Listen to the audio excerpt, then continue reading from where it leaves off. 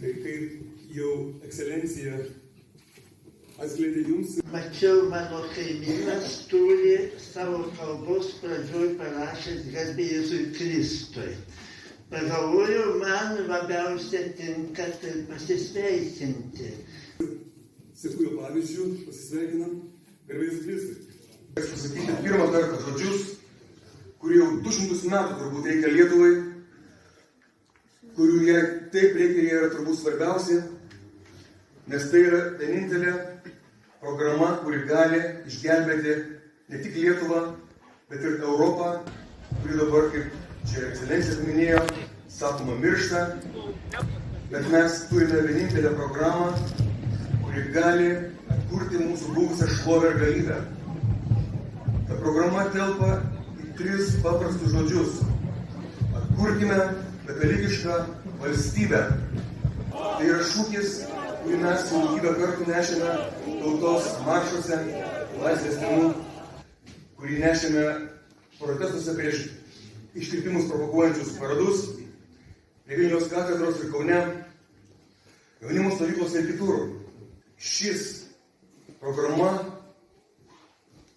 šimtmečiams tautai turi tapti šūkiu ir jinai vienintelė mūsų galės apginti nuo tos mirties, dvasinės ir net fizinės, kuri gresia mums visai Europai, visai katalikiškai civilizacijai. Nes tik tada Dievas duos realią, galingą pagalbą atsispirti toms blogio jėgoms, kurios žygiuoja tiek iš rytų su komunizmo vėliavomis ant tankų, tiek iš vakarų su vaivorykštinėmis vėliavomis, kurios propaguoja iškrypimus, kurie šaukėsi dangaus keršto.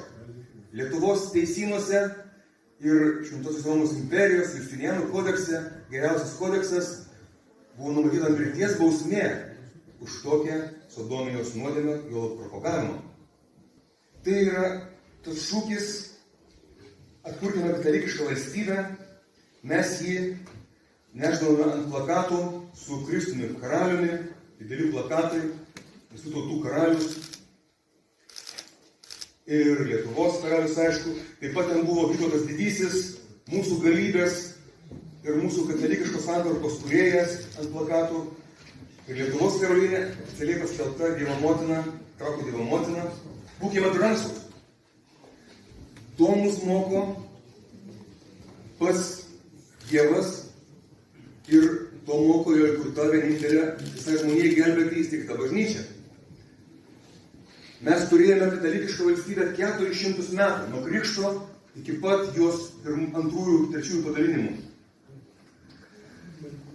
Jie sukūrė Vytautas, pradėjo pamatus.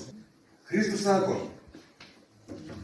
man duota visa valdžia, danguje ir žemėje, taip pat ir žemėje.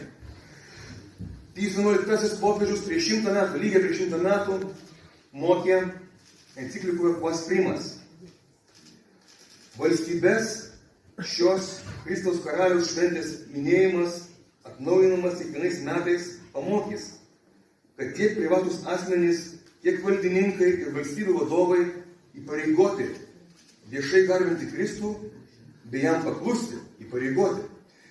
Ši šventė įkvėps jiems mintį apie tą paskutinį teismą, kuriame Kristus dabar ne tik pašalintas iš viešojo gyvenimo, bet ir paniekinančiai užmirštas bei ignoruojamas, griežtai baus už tas neteisybės. Juk jo karališkasis kilnumas reikalauja, kad visa valstybė būtų tvarkoma pagal Dievo įsakymus ir krikščioniškus principus, bei tiek įstatymų leidybos, tiek teisėtvarkoje, tiek diegiant jaunimo sielose sveiką mokymą ir dorus papročius. Jis nuliškasis, Quas Primas. Jaunimo sielose. O ką diegia jaunimo sielose? Liberalusis genderizmas, neomarksizmas. Mes žinome, ką diegia. Kad gali bet kokį iškreipimą propaguoti ir tada nieks nepasako. Tik katalikiška valstybė pasakys jaunimui ir išugdys neliberalią jaunimo kartą. Tik jį gali pasakyti, koks yra objektyvus žmogaus gyvenimo tikslas – pasiekti amžiną laimę, kuri irgi, kaip moko Kristus, įmanoma tik per jo bažnyčią. Visuotinę, kataliką graikiškai bažnyčią. Tokia karta žinos, kad reikia ir savo vaikus mokyti taip. Tokia karta žinos, kad reikia gimdyti daug vaikų, nes Dievas laimina tas šeimas, kurios atvirai priima kiekvieną naują gyvybę ir baudžia už tai, kas bando sustabdyti gyvybę. Baudžia amžiną kančią, nebijokime tų žodžių. Tik tai katalikiška valstybė išdrįs uždrausti abortus ir kontracepciją. Popiežius dar mokė Paulius VI apie humanę lytę, apie žmogaus gyvybę, negalime jos stabdyti. Tik tai katalikiška valstybė sustabdys migrantų srautus ir išdrįs reguliuoti juos, pavyzdžiui, tuos, kurie yra grėsmingi mūsų civilizacijai, pavyzdžiui, islamo kriterijus negalima įvažiuoti islamo migrantų. Negalima ir tiek. Tik jinai išdrįs. Tik jinai išdrįs juos išsiųsti atgal į jų tėvynę, kad jie galėtų kurti savo islamišką tėvynę, bet ne mūsų kultūros kodą griauti, nereikalauti kaip vakaruose mokyklose teisių arba pašalinti simbolius katalikiškus iš mokyklų, kurie pas mus seniai pašalinti, arba žudyti žmonės, arba viešai melstis aikštėse, ką jie daro, jeigu net ne mečetėse.